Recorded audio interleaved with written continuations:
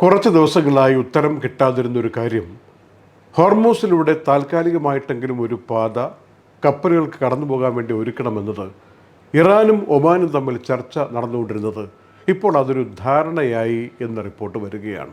മാത്രമല്ലൊരു പുതിയ സംയുക്ത പ്രോജക്റ്റ് എന്ന് പറയുന്നത് പാകിയിരിക്കുന്ന മൈനുകൾ അതിനെ നീക്കം ചെയ്യാനുള്ളൊരു പദ്ധതിക്കും രണ്ട് രാജ്യങ്ങളും തുടക്കം കുറിച്ചു എന്ന റിപ്പോർട്ടും വരികയാണ്. ഹോർമൂസ് കടലിടുക്കുമായി ബന്ധപ്പെട്ട് എന്താണ് യഥാർത്ഥത്തിൽ ഇറാൻ്റെ നിലപാട്, ആ സ്റ്റാൻഡ് എന്താണെന്ന് കൃത്യമായും അമേരിക്ക അറിയിച്ചിട്ടുണ്ട് എന്നാണ് ഇറാൻ്റെ മാധ്യമങ്ങൾ പറയുന്നത്. അമേരിക്ക ഇറാനുമേൽ പുതിയ ഉപരോധം പ്രഖ്യാപിച്ചു എന്നുള്ളത് ലോകം മുഴുവനും വാർത്തയായി മാറുമ്പോൾ ചൈന വളരെ ശക്തമായി ഇതിനെതിരെ പ്രതികരിച്ചുകൊണ്ട് രംഗത്ത് വന്നിരിക്കുന്നതാണ്. ഇന്ന് ഈ ഓഗസ്റ്റ് 25 മലയാളികളുടെ ഉത്രാടപ്പാച്ചൽ ദിവസം, മിലാദുൻ നബി പ്രവാചക ദിനം ആചരിക്കുന്ന ഈ ദിവസം വന്നിരിക്കുന്നൊരു വാർത്ത. അതായത് സാമ്പത്തികമായ യുദ്ധം ഇങ്ങനെ ചെയ്തുകൊണ്ടിരിക്കുമ്പോൾ അത് ഇന്ധന സമ്മർദ്ദം കൂട്ടും എന്ന് ചൈന പറഞ്ഞിരിക്കുകയാണ്.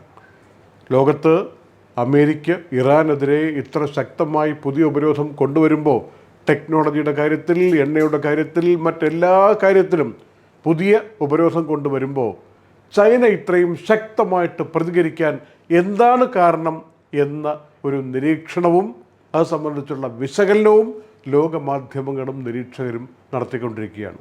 എന്തായിരിക്കും കാരണം? 2025 ഏതാണ്ട് ഇതേ സമയം സെപ്റ്റംബർ മാസം മാത്രമായിട്ട് 9 ബില്യണിലധികം ഡോളറിന് തുല്യമായിട്ടുള്ള എണ്ണയാണ് ഇറാനിൽ നിന്ന് ചൈനയിലേക്ക് ഇറക്കുമതി ചെയ്തത്.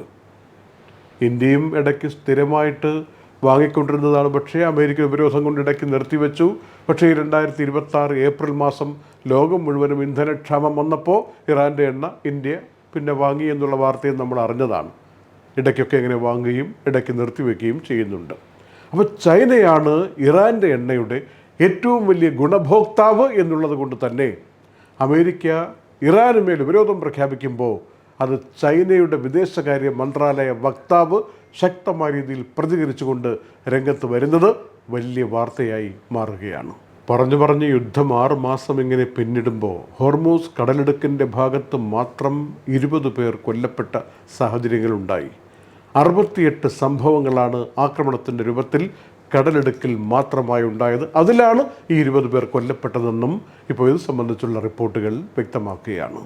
ഈ യുദ്ധം പെട്ടെന്നെങ്ങനെ അവസാനിക്കുമോ? എല്ലാവരും ചോദിക്കുന്ന ആ ചോദ്യം ഇപ്പോഴും പ്രസക്തമാണ്.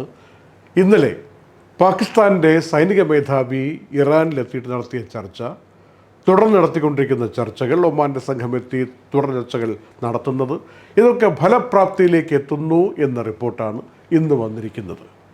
മിക്കവാറും വ്യക്തമായൊരു ധാരണയിൽ, ചർച്ചയുടെ പുരോഗതി വ്യക്തമാക്കുന്ന ഒരു ധാരണയിൽ എത്തിച്ചേരും എന്ന് കരുതുകയാണ്. ഇതിനിടയിൽ ട്രംപ് പറയുന്നത് ഹോർമൂസിൽ ഇപ്പോൾ ഒരൊറ്റ മൈനുകളുമില്ല, അതെല്ലാം തങ്ങൾ പെറുക്കി മാറ്റിയെന്നാണ്. ആ പറയുന്നതിൻ്റെ അടിസ്ഥാനം എന്താണെന്ന് മാധ്യമങ്ങൾ ഇപ്പോൾ അന്വേഷിച്ചുകൊണ്ടിരിക്കുകയാണ്. യുടെ കാലാവസ്ഥയിൽ കാര്യമായ മാറ്റങ്ങൾ വന്നുകൊണ്ടിരിക്കുന്നു. അലൈൻ ഭാഗത്തുനിന്ന് ശക്തമായ മണൽക്കാറ്റ്, അത് ഈ കാലാവസ്ഥാ വ്യതിയാനത്തിൻ്റെ വ്യക്തമായ സൂചനയാണ്. ഈ മണൽക്കാറ്റ് ഒരുതരം കൊടുങ്കാറ്റ്, മണലിങ്ങനെ മുകളിലേക്ക് ചുഴറ്റിയെറിയപ്പെട്ടതുപോലെ വരുന്നൊരു സാഹചര്യം അതുണ്ടായി. ദുബായ് അലൈൻ റോഡിൽ പലയിടങ്ങളിലും ആലിപ്പഴ വർഷം ഇന്നുമുണ്ടായി. ഇനിയിപ്പോൾ ചൂട് കുറഞ്ഞുകൊണ്ടിരിക്കും. 10-40 ദിവസത്തിനുള്ളിൽ ഗണ്യമായ രൂപത്തിൽ ചൂട് മാറുകയും പിന്നീട് ശീതകാലത്തിലേക്ക് പ്രവേശിക്കുകയും ചെയ്യും. അതിനെ സ്വീകരിക്കാൻ ആളുകൾ കാത്തു നിൽക്കുന്നു. നാളെ മലയാളികൾക്ക് ലോകം മുഴുവനും ആഘോഷമാണ്, തിരുവോണമാണ്. ഇന്നിപ്പോൾ ഉത്രാടപ്പാച്ചൽ എന്ന് പറയുമ്പോൾ നാളത്തെ തിരുവോണത്തിന് വേണ്ടിയുള്ള ഒരുക്കങ്ങളെല്ലാം നടത്തിക്കൊണ്ടിരിക്കുന്നു. അടക്കമുള്ള ഗൾഫ് രാജ്യങ്ങളിലാവട്ടെ നാളെ പ്രവൃത്തി ദിവസമായതുകൊണ്ട് തന്നെ എല്ലാവരും റെസ്റ്റോറൻറ്റുകളെ ആശ്രയിക്കുന്ന വിധത്തിലാണ് സദ്യയുടെ ചിട്ടവട്ടങ്ങൾ തയ്യാറാക്കുന്നത്. ഓഫീസുകളിലേക്ക് ഓർഡർ ചെയ്ത് ഓഫീസുകളിൽ ഒന്നിച്ചിരുന്ന് പൂക്കളമിടുകയും ഭക്ഷണം കഴിക്കുകയും ഒക്കെ ചെയ്യുന്ന, സദ്യ ആസ്വദിക്കുകയും കളികളിൽ ഏർപ്പെടുകയും ഒക്കെ ചെയ്യുന്നൊരു അന്തരീക്ഷം പലയിടങ്ങളിലും പ്രകടമാണ്. എല്ലാവർക്കും തിരുവോണാശംസകൾ ഞങ്ങൾ അഡ്വാൻസായി നേരുകയാണ്.